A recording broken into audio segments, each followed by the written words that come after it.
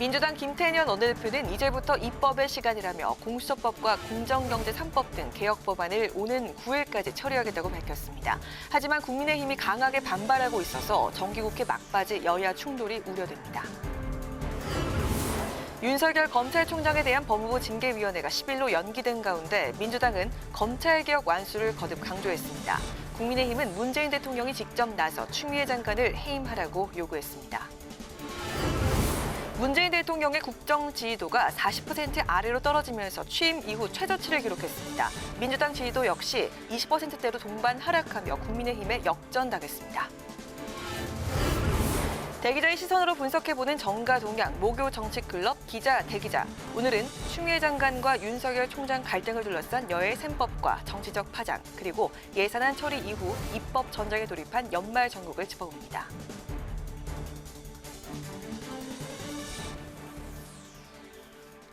안녕하십니까. 12월 3일 의정 종합뉴스 뉴스엔 시작합니다.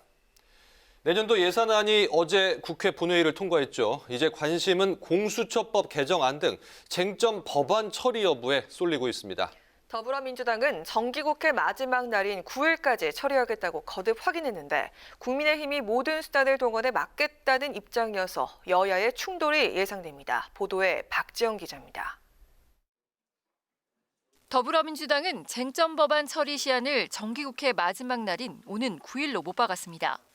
이날 본회의에서 공수처법과 경찰청법 등 권력기관 개혁 법안을 비롯해 공정경제 3법과 같은 민생 법안을 반드시 통과시킨다는 방침입니다. 이제부터 국회는 또 입법의 시간입니다. 공수처법과 공정경제 3법을 포함한 개혁 법안을 12월 9일까지는 반드시 처리하겠습니다. 코로나19 확진자와 접촉해 자가격리에 들어갔던 이낙연 대표도 격리가 해제되자마자 각 상임위 간사단과 회의를 갖고 입법 과제를 챙겼습니다. 국민의힘은 민주당의 입법 독주를 비판하며 총력 저지를 예고했습니다. 특히 야당의 공수처장 거부권을 없애는 공수처법 개정안 처리를 막기 위한 대응 방안을 고심하고 있습니다. 정권의 입맛에 맞는 인사를 공수처장으로 임명해 월성 1호기 수사와 울산시장 선거개 의혹 등 정권의 비리를 덮기 위해 민주당이 무리수를 두고 있다고 비판했습니다. 공수처장을 맡기에 전혀 준비가 안 돼 있거나 편향적인 사람만 들고 와서 임명하려고 하거든요. 추진하는 순간에 이 정권은 국민적 저항에 부딪히고 몰락가 이 길을 갈 거라고 봅니다. 본회의 전 법안 마지막 통과 관문인 법사위가 다음 주 최대 관건이 될 전망입니다. 여야가 첨예하게 대립하고 있는 공수처법 개정안은 민주당이 내일이나 다음 주 초 법안 소위를 열어 처리할 준비를 하고 있고 민주당이 정보위에서 단독으로 처리한 국정원법 개정안도 법사위 처리를 앞두고 있기 때문입니다. 하지만 국민의힘이 법사위 보이콧을 이어가고 있어 민주당이 쟁점 법안 처리를 단독으로 다시 한번 밀어붙일지 주목됩니다. 국회 방송 박지영입니다. 추미애 법무부 장관과 윤석열 검찰총장 사이 갈등과 이를 둘러싼 정치권의 공방이 계속 이어지고 있습니다. 추 장관은 검찰권 남용이 심각하다며 검찰개혁의 소임을 다하겠다고 밝혔고 윤 총장은 복귀 후 정부의 탈원전 정책과 관련이 있는 월성 원전 수사에 속도를 내고 있습니다. 더불어민주당은 윤 총장이 정치적 중립을 내던지고 명백한 정치 수사를 하고 있다며 검찰개혁을 서둘러야 한다고 강조했고요. 국민의힘은 무리한 윤 총장 찍어내기로 국제적 망신까지 당하고 있다며 문재인 대통령이 나서서 갈등을 해결해야 한다고 촉구했습니다. 김희연 기자의 보도입니다. 더불어민주당은 윤석열 검찰총장이 검찰권을 남용하고 있다고 비판했습니다.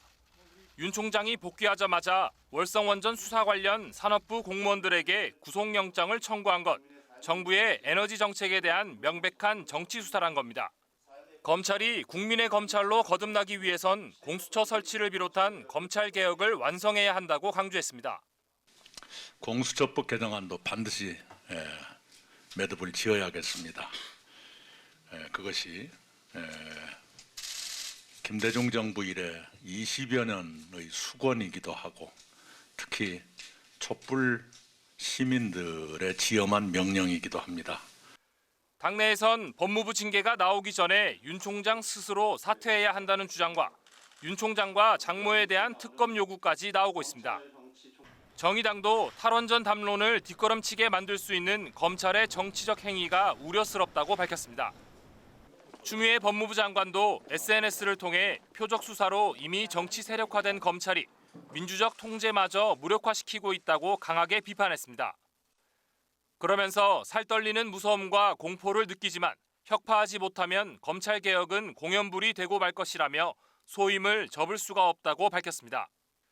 이에 대해 국민의힘은 국민에게 외면당한 법무부 장관의 마지막 몸부림이라고 비판하며 문재인 대통령이 해임해야 한다고 주장했습니다. 무리한 윤 총장 찍어내기로 국제적 망신까지 당하고 있다며 이제는 문 대통령이 직접 나서야 할 때라고 강조했습니다. 저는 대통령에게 간곡하게 건의를 드립니다. 대통령께서 직접 나서서 윤석열 검찰총장 문제를 이 정도 시점에서 중단을 하시는 것이 현명하리라고 저는 판단을 합니다. 또 주호영 원내대표는 윤 총장이 문 대통령의 당부대로 살아있는 권력 수사를 잘하고 있다며 두둔했습니다.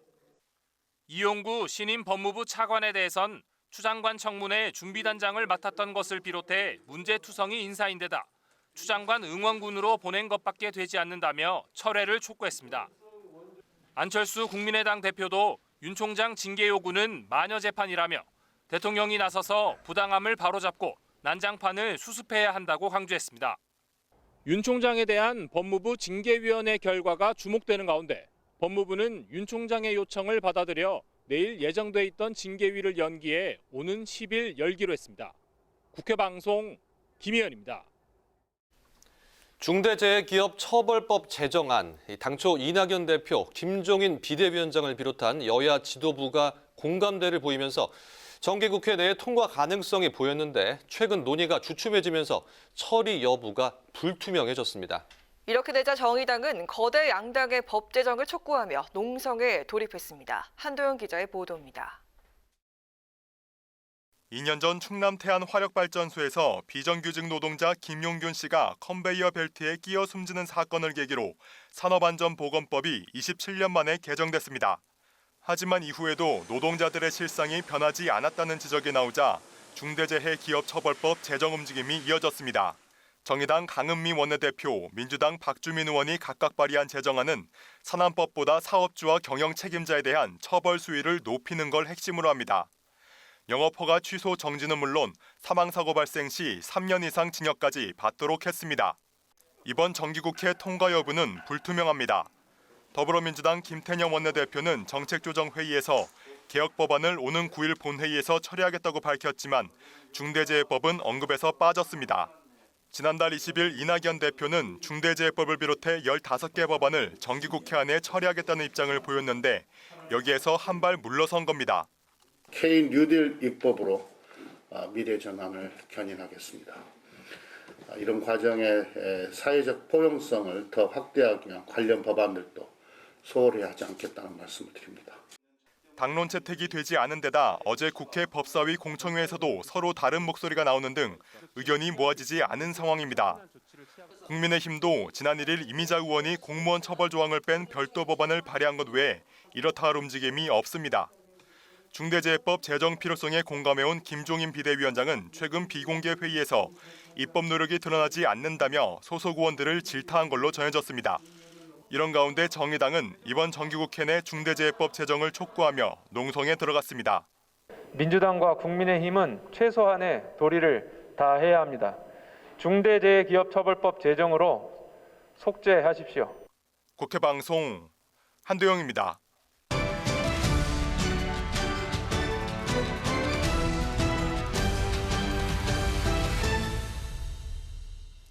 이슈 분석, 오늘은 김동길 기자와 함께하겠습니다. 어서 오세요. 어서 오세요. 네, 어제 역대 최대 규모죠. 558조 원 규모의 내년도 예산안이 국회를 통과했습니다. 매년 법정 시한을 지키기가 어려웠는데 6년 만에 지켰습니다. 네, 그렇습니다. 내년도 예산안 통과의 의미를 먼저 좀 짚어보자면 12월 2일인 법정 시한을 지켰다. 그리고 여야 합의로 통과가 됐다. 이렇게 좀 포인트를 짚어볼 수 있겠는데요. 네. 그 예산안 표결에서 재석 의원 287명 중에 249명의 의원이 찬성을 했습니다. 여야가 여러 사안을 놓고 이제 팽팽히 맞서다 보니까 이번 예산안도 좀 늦어지는 게 아닌가 하는 일각의 우려가 있었는데 여야가 합의를 이끌어냈습니다. 헌법 54조를 보면 국회는 회계년도 개시 30일 전까지 예산안을 의결해야 한다고 규정을 하고 못 받고 있는데 그러니까 12월 2일이 됩니다. 예산안을 처리해야 하지만 구속력 부재 등으로 대체로 지켜지지 않아 왔거든요. 네. 그런데 이제 국회 선진화법으로 예산안 자동 부의가 2014년부터 시행이 됐는데요. 여야 대립이 심했던 작년을 제외하고는 대부분이 법정 시한 2일을 지키거나 또 하루가 지나서 통과가 되긴 했지만 네. 이번처럼 딱 맞게 지킨 거는 이제 아까 말씀하신 것처럼 6년 만입니다. 사실 국회 선진화법 이전에는 예산안 처리가 헌법에서 규정하고 있는 날짜인 12월 2일에 통과되는 경우가 좀 드물었습니다. 아무래도 야당의 입장에서는 예산안 심의가 쟁점 사안을 논의할 때 쓸 수 있는 협상의 카드이기 때문에 쟁점 사항의 일괄 처리를 위해서 거의 이제 줄다리기를 하다가 12월 31일까지 가는 경우가 아주 많았거든요. 네, 그렇죠. 그래서 새해가 되기 전인 1월 1일 0시를 넘어서 이제 처리가 되는 경우도 종종 있었는데 그래서 이 국회 선진화법이 만들어질 때 당시 이런 얘기도 있었습니다. 기자들에게 새해를 선물하게 됐다 이런 얘기가 돌기도 했었는데요. 이번 예산안 통과는 여야 협상력이 빛을 발했다 이렇게 볼 수가 있겠습니다. 일단 쟁점 법안인 이제 공수처법이나 국정원법 개정안 이런 여야가 좀 날카롭게 대립하는 법안들의 논의가 빠졌습니다. 이런 법안들을 놓고 예산안을 협의하다 보면 이게 참 이제 합의까지 되는 게 쉽지 않은데 이번에는 이런 쟁점 법안들을 일단 제외하고요. 비쟁점 법안과 또 예산안만 처리가 됐기 때문에 협상이 그래도 될 수 있었다 이렇게 좀 분석을 해볼 수 있겠습니다. 여기에는 이제 예결위 간사인 민주당 박홍근, 국민의힘 추경호 의원의 역할도 좀 컸다고 볼 수 있는데요. 이견이 있는 사안은 이제 보류를 해놓고 합의 가능한 부분부터 이제 결론을 낸 것으로 알려졌습니다. 네, 예산안이 법정 처리 기간 내 처리가 됐는데 여야 입장이 궁금하고 또 대통령이 입장을 냈죠? 네, 그렇습니다. 문재인 대통령이 먼저 입장을 냈는데요. 국민들께 희망을 준 여야 의원들께 감사하다 이런 표현을 했습니다. 또 박병석 국회의장은 앞으로도 헌법을 준수하면서 이런 전통을 좀 이어가자 이런 발언을 했거든요. 어제 발언 함께 들어보시죠. 예산을 헌법 시한 내에 처리하는 것은 2014년 이후 6년 만의 일입니다. 앞으로도 헌법을 준수하며 예산안을 처리하는 전통이 계속되기를 바랍니다. 네, 어제 민주당 김태년 원내대표는요, 주호영 국민의힘 원내대표 이제 본회의장에서 찾아가서 가볍게 포옹하는 장면이 포착되기도 했고요. 또 오늘 오전 회의에서는 국회가 제 할 일을 해서 국민들에게 안심과 희망을 드릴 수 있었다 이렇게 밝혔습니다. 내년도 예산안은 코로나19로 인한 어려운 여건에서 국민의 생명과 안전을 지키는 민생 예산이 될 것이고 또 조속한 경기 회복을 견인하고 선도형 경제로 전환을 위한 미래 대비 예산이다 이런 말씀드립니다. 네, 사실상 이번 예산안은요 정부의 의지가 관철됐다 이제 볼 수 있습니다. 당초 이제 정부안은 555조 8천억 원 슈퍼 예산이라고 불렸는데요. 네. 사상 최대인데 이 예산안보다 이 심사 과정을 거치면서 2조 2천억 원이 더 늘어났습니다. 네. 8조 848억 원이 증액이 됐고요. 5조 8천 이제 876억 원이 감액이 됐는데 국회 심사 과정에서 본 예산 규모가 순중된 건 이게 또 11년 만입니다. 보통은 이제 예산안 심사 과정에서 정부안을 감액을 하거든요. 예. 정부도 그걸 알기 때문에 조금 더 예산을 잡기도 하고 상임위에서도 이제 증액해서 올라오는데요. 그런데 이번에는 이제 심사 과정에서 오히려 증액이 됐어요. 네. 국민의힘은 당초에 10조 원을 감액하겠다 이렇게 공언을 하기도 했었는데요. 한국판 뉴딜 사업 예산이 21조 원입니다. 그런데 여기서 약 10조 원을 삭감해야 한다 이렇게 일관되게 주장을 해왔는데 그 일관된 주장에는 기존 사업의 간판만 바꾼 재탕 사업이다 이런 명분이 컸었거든요. 그런데 심사 과정에서 이 예산은 한 5천억에서 6천억 원 정도 감액되는 데 그쳤습니다. 주 원내대표 오늘 회의에서 그럼에도 불구하고 3차 재난지원금과 전국민 백신 접종 예산을 확보했다. 이게 이제 국민의힘이 주장을 해서 확보했다. 이렇게 이제 주장을 했습니다. 3조 9천억 이상이 있는 반면에 전체적으로는 그거보다 작은 국채를 발행했기 때문에 저희들은 그나마 민주당의 이 거부를 뿌리치고 어느 정도 우리의 뜻을 반영했다고 생각합니다. 네, 이제 정기국회 최대 현안이었던 내년도 예산안이 통과가 됐습니다. 이제 당장 공수처법 개정안과 공정경제 3법 등 그야말로 이제 입법 전쟁이라고 불릴 만큼 쟁점안들이 이제 줄줄이 기다리고 있는데요. 여야가 어떤 모습을 보여줄 수 있을지 좀 주목해 봐야겠습니다. 네, 법안 처리될지 지켜보도록 하겠습니다. 이슈 분석 김동길 기자였습니다. 수고했습니다. 수고했습니다. 국회 국토교통위원회가 택배기사의 처우 개선 내용이 담긴 생활물류법 제정을 위한 본격 논의에 나섰습니다. 국토위는 또 공무원이 특별 공급받은 아파트에 의무 거주하도록 하고 주택 규제 지역을 좀 더 구체화한 주택법 개정안을 각각 의결했습니다. 홍예진 기자입니다. 국토위가 택배기사의 고용 안정 등을 위한 생활물류법을 법안 심사 소위에 회부하며 본격 논의에 나섰습니다. 하지만 택배기사들이 요구하는 것은 수수료 인상 등 유통 문제인데 법안에는 이 부분이 빠져 있어 과로사 해결엔 역부족이라는 지적이 제기됐습니다. 택배기사들이 개선을 요구한 사항은 3분의 1가량이 배달 수수료 인상인데 김현미 국토교통부 장관은 법 제정을 통한 제도 개선과 함께 수수료 개선을 위한 사회적 합의를 통해 문제를 해결해 나가겠다고 말했습니다. 기존 제도가 없었기 때문에 지원을 하거나 또 여러 가지 의무를 부여하거나 이런 것들이 불가능했기 때문에 새로운 업이라고 하는 것들을 만드는 면에 있어서 법이 갖는 의미가 있다고 생각을 합니다. 택배기사들은 연이은 과로사 등 사내 시급성을 지적하며 법안의 정기국회 내 처리를 요구하고 있지만 물리적으로는 어려울 것으로 보입니다. 상정도 안 된 상태에서 공청회도 다 하고 대체 토론도 제대로 안 하고 해서 부랴부랴 했던 그런 상황이었습니다. 가급적 올해 내에는 우리 국토교통위에서 처리할 수 있도록 하겠다, 노력하겠다. 국토위는 회의에서 세종시 등 행복도시에 주택을 특별 공급받은 공무원이 5년 이내 반드시 실거주하도록 한 주택법 개정안을 의결했습니다. 주거 안정을 통한 업무 집중을 위해 도입된 공무원 특별 공급 제도가 취지와는 달리 시세 차익 수단으로 악용되는 것을 막을 수 있을 것으로 보입니다. 국토위는 또 주택 규제 지역을 시군구 단위에서 읍면동 단위로 구체화하는 내용의 주택법 개정안 등 13개 안건을 처리했고 이어 공공건축 특별법안 제정을 위한 공청회를 열어 전문가들의 의견을 청취했습니다. 국회방송 홍혜진입니다. 코로나19 확진자 발생으로 국회 셧다운이 반복되면서 국회 내에서 비대면 회의와 원격 표결 시스템 구축을 요구하는 목소리가 힘을 받고 있습니다. 하지만 다수결 독주로 악용될 수 있다며 야권에서 반대하고 있어 전면 도입에는 시간이 소요될 것으로 보입니다. 보도에 강민지 기자입니다. 수도권을 중심으로 한 코로나19 확산세가 심상치 않은 가운데 거리두기 3단계가 되면 국회도 멈출 수밖에 없습니다.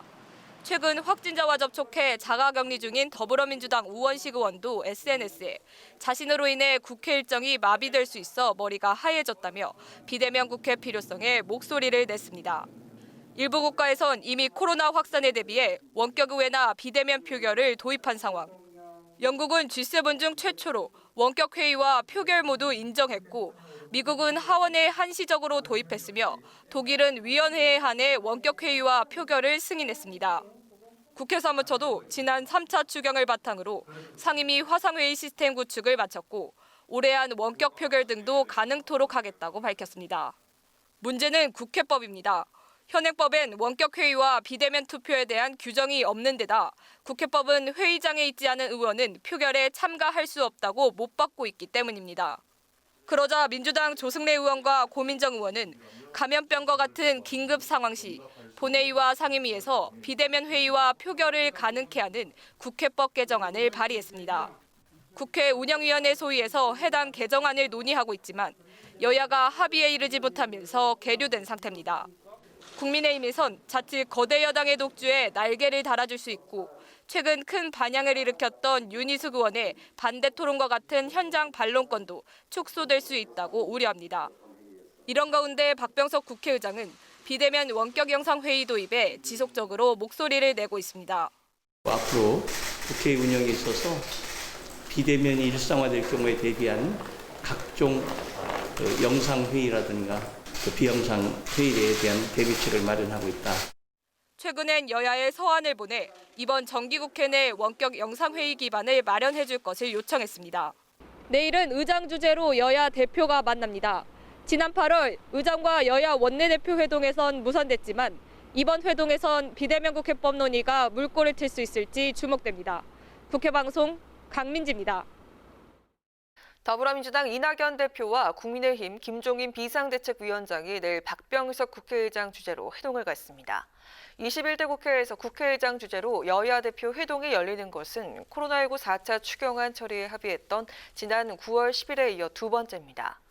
박 의장은 내년도 예산안이 6년 만에 여야 합의로 법정 시한을 지켜 처리된 것을 평가하고 공수처법 개정안 등 주요 쟁점 입법 과제도 여야 협의를 거쳐 처리되도록 당부할 것으로 예상됩니다. 더불어민주당 이낙연 대표가 2주간의 자가격리를 마치고 오늘 일선에 복귀했습니다. 이낙연 대표는 오늘 자신의 SNS를 통해 그동안 국민 여러분께 걱정을 드려 송구하다며 정치가 국민에게 희망을 드리도록 최선을 다하겠다고 밝혔습니다. 이 대표는 정기국회 기간 내 권력기관 개혁 입법과 날로 여론이 악화되는 추미애 법무부 장관과 윤석열 검찰총장 간의 갈등 해법 모색에 나설 것으로 보입니다. 업무에 복귀한 윤석열 검찰총장이 월성 원전 수사에 속도를 내는 가운데 국민의힘은 검찰의 철저한 수사를 촉구했습니다. 김종인 위원장은 오늘 당회의에서 월성 원전 1호기 조기 폐쇄 과정과 관련한 의혹이 점점 커지고 있다며 권력 수사에 절대로 성역이 있어선 안 될 것이라고 강조했습니다. 주호영 원내대표도 살아있는 권력에 대한 검찰 수사를 적극 독려해야 한다고 주장했습니다.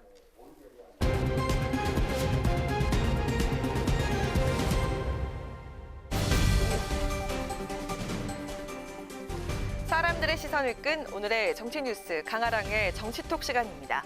12월 3일 첫 번째 정치톡 만나보시죠.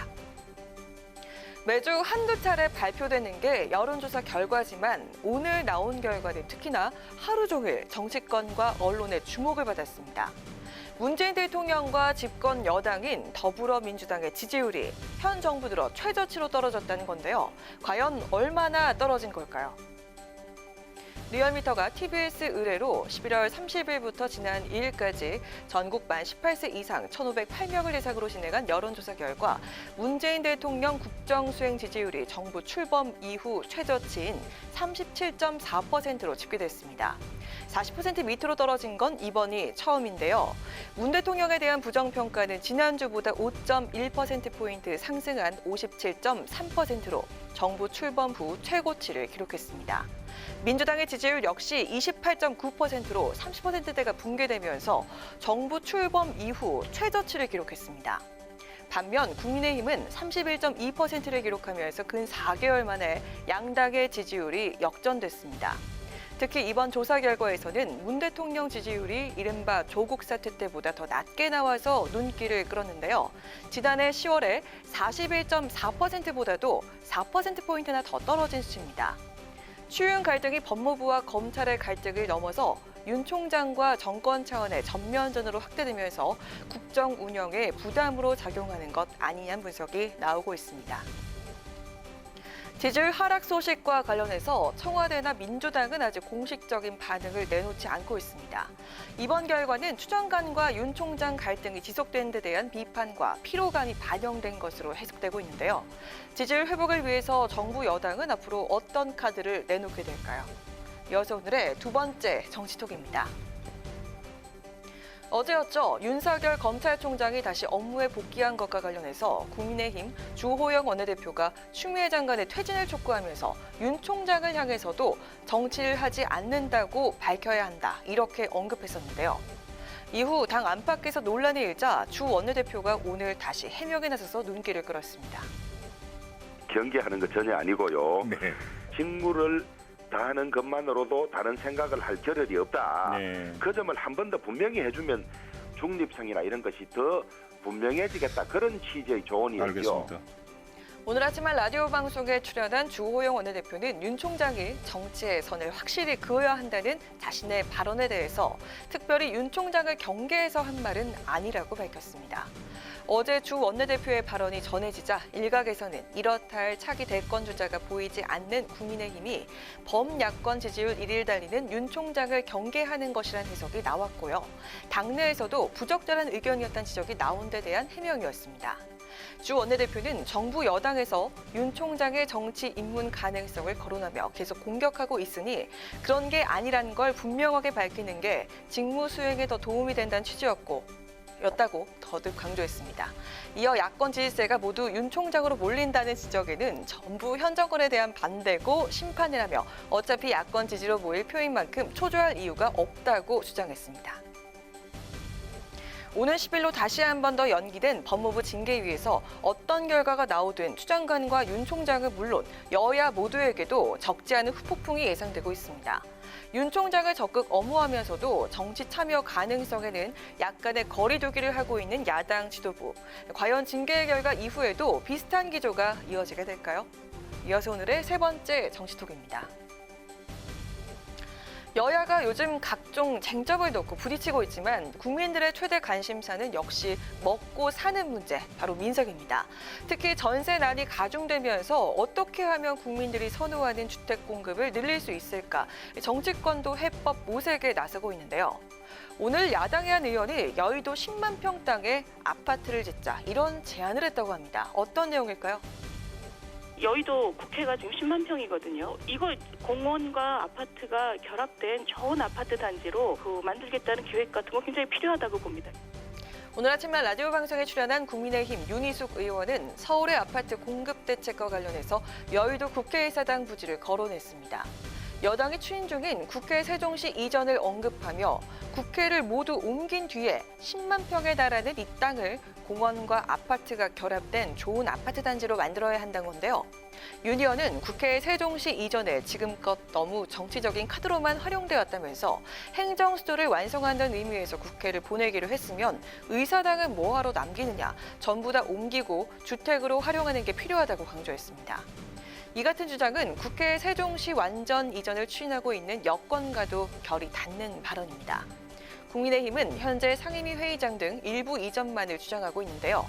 윤 의원의 발언이 알려진 직후 국민의힘 김종인 비대위원장은 국회를 세종시로 옮기는 게 간단한 문제가 아니다라며 개인적으로 의견을 말할 순 있어도 공식적으로 받아들일 순 없단 말을 밝혔습니다. 어제 국회를 통과한 새 예산안 중에는 세종의사당 건립에 필요한 기본 설계비 127억 원도 반영돼서 사업 추진에 탄력이 붙게 됐습니다.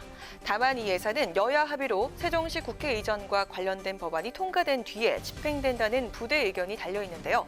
국회를 세종시로 모두 옮기고 아파트 단지를 짓자는 윤 의원의 제안, 과연 현실화될 수 있을까요? 지금까지 강아랑의 정치톡이었습니다.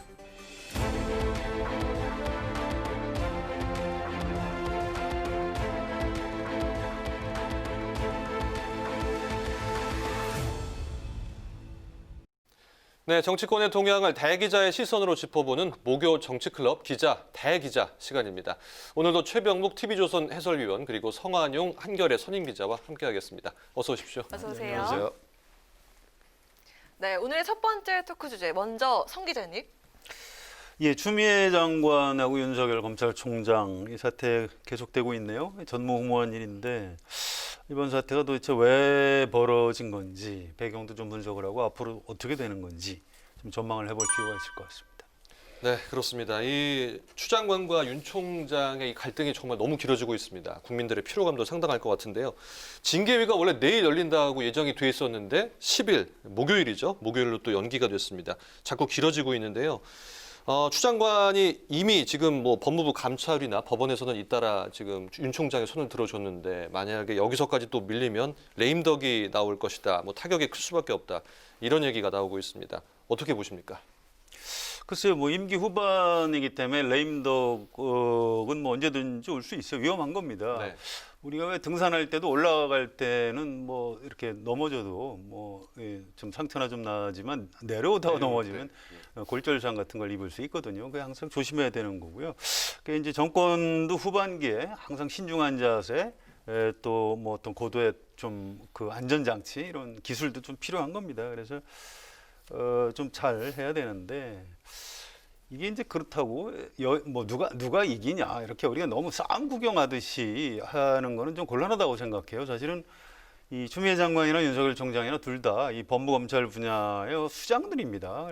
이제 이분들이 이제 어떻게 하다 보니까 이제 법대로 하자 이렇게 이제 뭐 이렇게 논쟁을 하고 있는 건데 네. 이게 과연 어떻게 처리가 되는 건지 오늘 이제 문재인 대통령도 대변인 통해서 한마디 했어요. 이게 정당하고 공정하게 처리가 돼야 된다. 그리고 징계위원회가 중요하다. 네, 이 얘기는 징계위원회 결과를 대통령도 따르겠다는 선언이나 다름이 없습니다. 그래서 이건 뭐 어쩔 수 없다. 이제 법대로 하자라고 왔으니 법 절차대로 대통령도 따르겠다 이런 얘기이기 때문에 이걸 뭐 윤석열이냐 추미애냐 뭐 너무 싸움 구경하듯이 이렇게 뭐 하고 뭐 이런 자세는 별로 좋은 것 같지는 않습니다. 네, 징계위원회 어떻게 될까요, 최 의원님?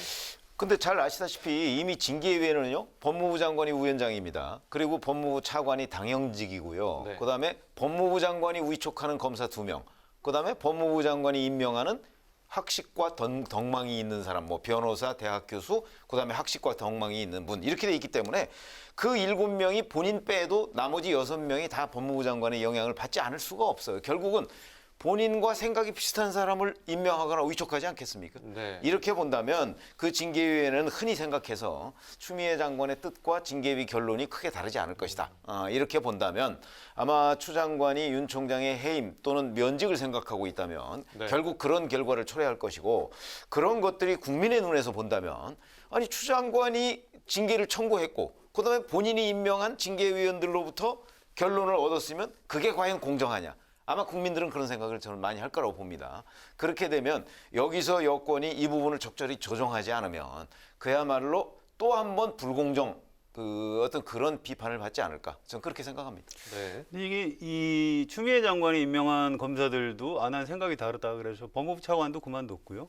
또 대검 차장도 다른 견해를 얘기하고 뭐 이런 상황이기 때문에 추미애 장관이 생각하는 그대로 징계위원회가 될 것 같지는 않아요. 그래서 그 부분은 조금 신중하게 볼 필요가 있을 것 같습니다. 네, 이 추윤 갈등이 계속 길어지면서 오늘 문 대통령과 여당의 지지율이 집권 이후에 최저치를 기록한 것으로 나왔습니다. 문 대통령 지지율이 40% 아래로 떨어졌더라고요. 이 부분 어떻게 보십니까?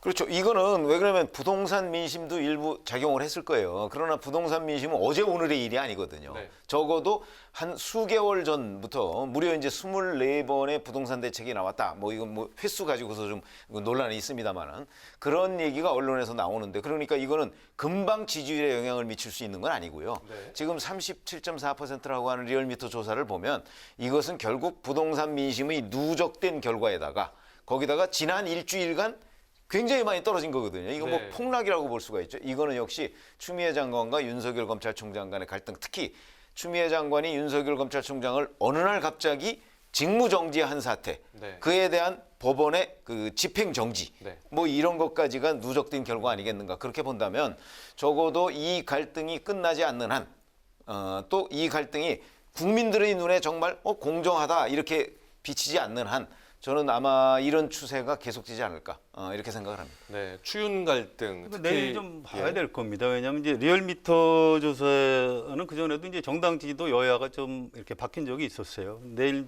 금요일이니까 이제 한국갤럽에서 매주 하는 게 있어요. 네. 근데 뭐 문재인 대통령이나 여당한테 좋게 나오지는 않을 겁니다.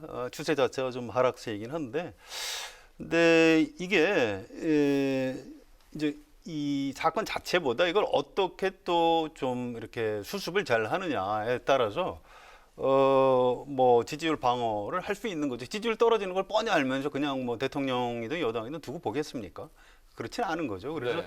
여기서 좀 그 어떤 그 국민한테 좀 설득력 있게 겸손한 자세를 보여가면서 방어를 해낸다면 뭐 급속하게 뭐 지지도가 계속 추락하는 거는 뭐 방어를 할 수 있지 않을까 이렇게 예상을 합니다. 그런데 일단 현재까지의 그 청와대 기류를 보면요, 여하튼 징계위를 강행하겠다는 기류가 명확해요. 현재까지는. 네. 그 우선 뭐 이용구 신임 법무차관 임명하는 것부터 해가지고 그 기류가 명확하기 때문에 이런 기류가 지속되는 한 아마 지지율 방어가 쉽지는 않을 것이다. 과거의 예를 봐도 그렇게 생각을 합니다. 예, 그거 이제 물론 두고 봐야 되는데요. 법무부 차관 인사는 청와대 설명은 좀 다릅니다. 사표를 냈기 때문에 차관을 비워둘 수가 없어서 일단 한 거고요. 원래는 이 장관이 징계를 청구했기 때문에 징계위원장을 차관이 하도록 법엔 돼 있는데 네. 이 차관을 임명하면서 저 징계위원장 직무들이 맡지 말라고 이렇게 했습니다. 그러니까 뭐 청와대에서도 이제 그런 점을 걱정을 하는 거죠. 이게 뭐 추미애 장관 마음대로 뭐 일방적으로 막 징계가 이루어지는 모습으로 국민한테 비칠 때 어떻게 될 것인가 이런 점들을 걱정을 하고 있는 것 같습니다. 네, 문 대통령은 오늘 윤 총장에 대한 법무부 징계에 관련해서 절차적 정당성과 공정성이 매우 중요하다 이렇게 언급을 했는데요. 아무래도 정치적인 부담이 좀 커진 모양새입니다. 징계 결정 이후에 문 대통령의 선택지는 어떻게 예상을 해볼 수 있을까요? 그러니까 조금 전에 제가 말씀드렸듯이 문재인 대통령은 아마 법무부에서 징계위원회를 열어서 윤석열 검찰총장에 대해서 해임이나 면직 이걸 결정해서 그러면은 검사 징계법에 보면 그걸 해서 건의를 하면 대통령이 행하도록 돼 있어요. 대통령이 행한다 이렇게 돼 있습니다. 네. 그러니까 그 행한다는 게 그러면 행하지 않을 권리까지 있는 것이냐, 대통령이 그런 권한까지 있는 것이냐, 저는 당연히 있다고 보죠. 그렇지 않습니까?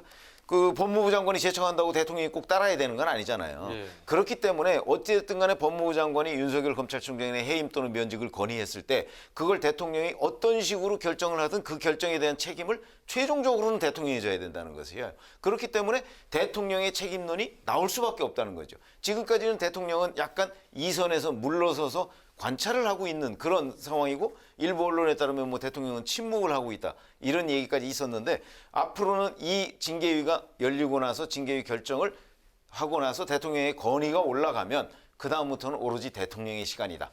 그러니까 그 책임이나 또는 역풍이 불더라도 그걸 대통령이 맞아야 한다. 아마 이 대목에 그 청와대의 고민이 있겠죠. 네. 징계위원회 결론은 자꾸 말씀드리지만 지금 알 수가 없고요. 이제 대통령도 법을 지키겠다고 이제 오늘 약속을 한 셈입니다. 헌법이나 검찰청 법을 보면 검찰총장 임기가 지금 2년으로 돼 있는데 징계나 탄핵이 아닌 사유로 대통령 마음대로 총장을 해임할 근거가 없어요. 이게 뭐 과거에는 정치적으로 뭐 좀 나가줘 그러면 이제 나가줬지만 지금은 네. 그런 시대가 아닙니다.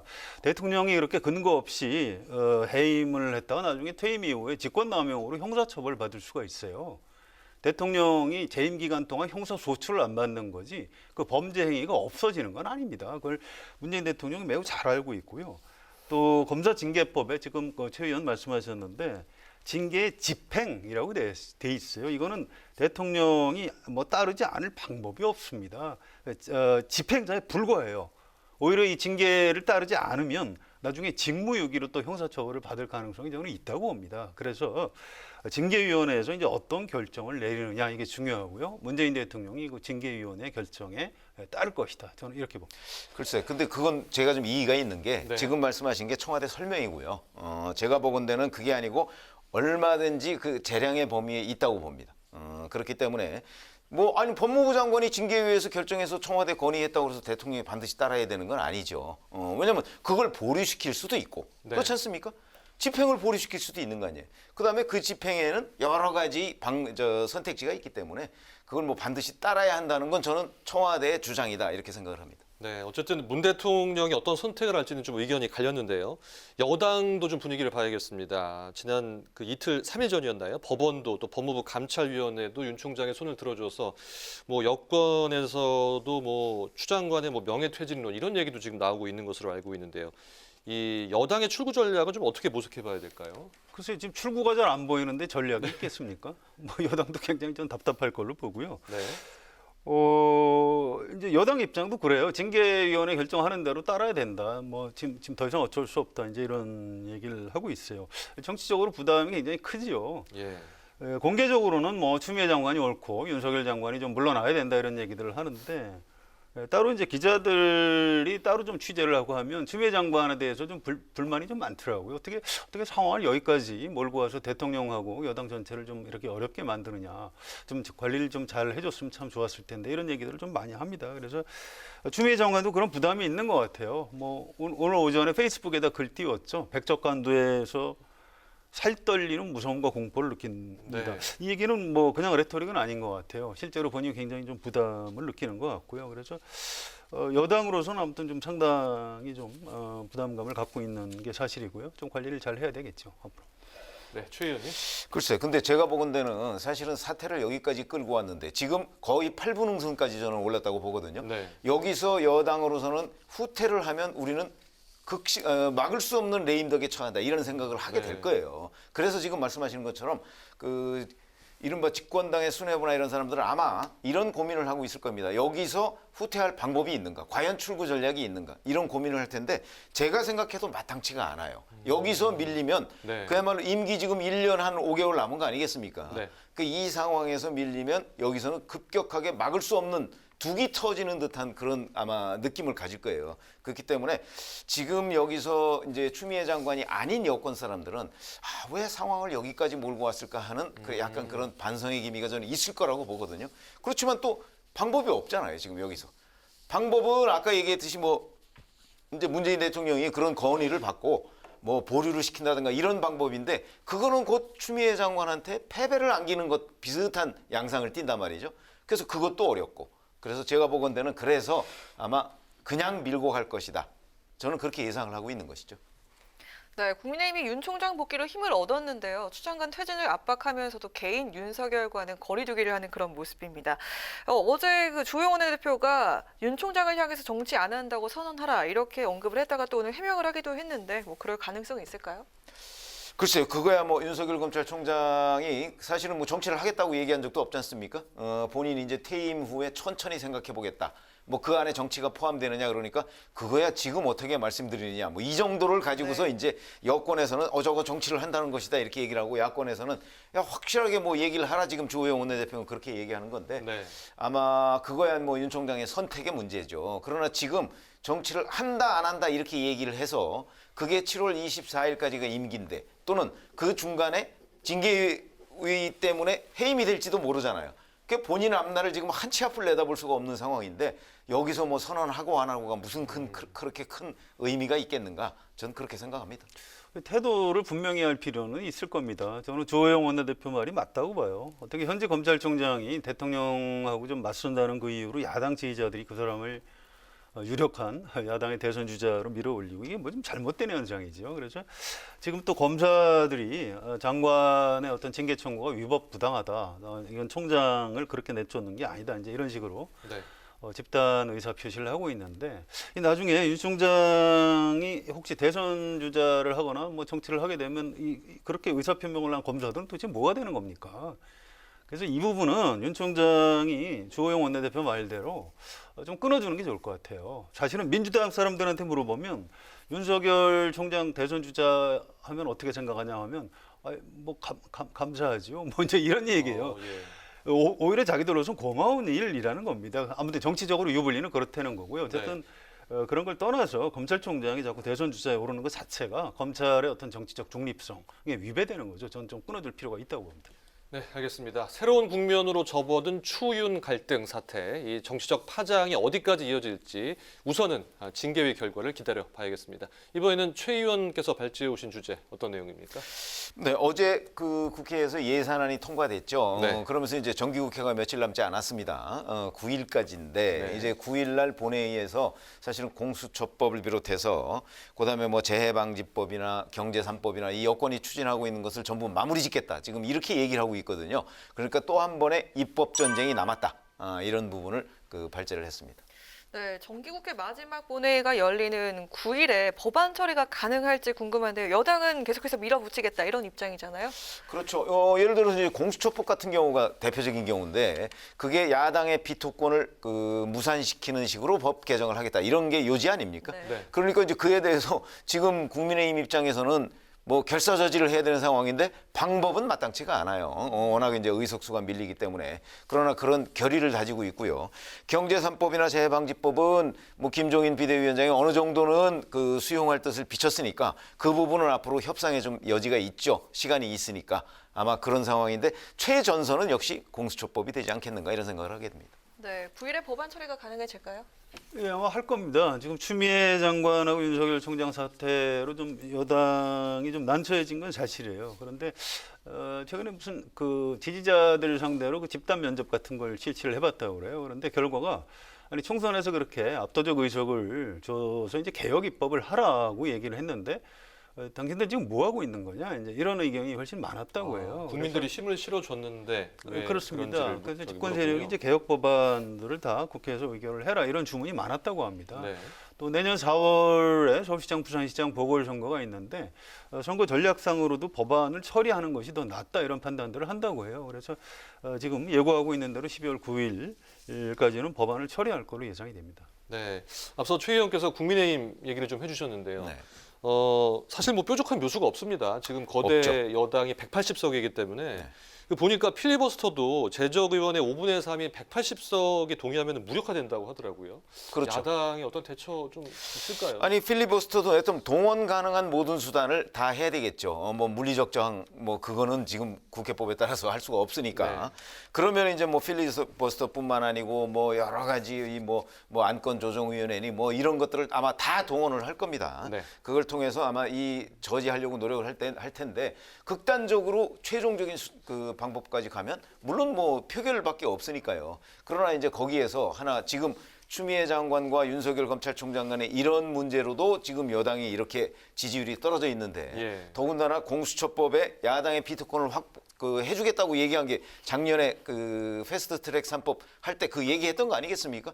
그런데 지금 와서 이제 그 비토권을 또 빼앗겠다라고 하는 것까지 한다면 정말 이 지금 여당이나 문재인 대통령의 국정운영 지지율이 정말 이거보다 훨씬 더 추락하는 것 아닌가. 저는 그런 부분에 야당이 한가닥 기대를 하고 있지 않을까 이렇게 생각을 하고 있습니다. 야당이 뭐 별로 할 수 있는 수단이 없는 게 맞을 겁니다. 이게 일단 숫자에서 워낙 안 되기 때문에 필리버스터 해봐야 뭐 좀 하다 중단될 가능성이 높고요.